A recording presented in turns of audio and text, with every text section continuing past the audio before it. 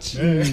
Baada karibu sana. Unasema unaitwa Mr. Miracle. Wacha tukuite Mr. Miracle. Now you have a wife. Yes. You have a daughter. Yes.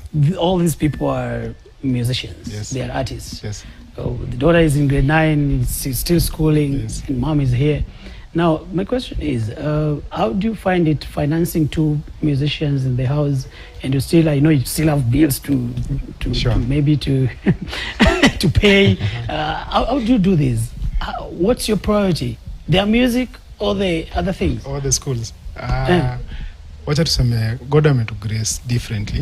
Okay. Na I'm humbled to have her as my wife. Wow. Wow. Na pray ni uko na prayer moja, everyone ako na wife, maybe character wise ako na the same that she has.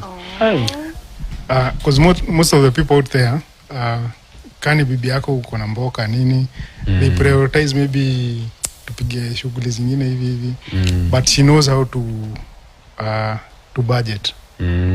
Wow. Mimi saa zingine naendanga namwambia mimi nitafanya haijaji wewe mimi nitafanya kwa imani but mimi ananiambia tukifanya hii ni poa but acha tuifanye next time, acha tufanye hii kwanza.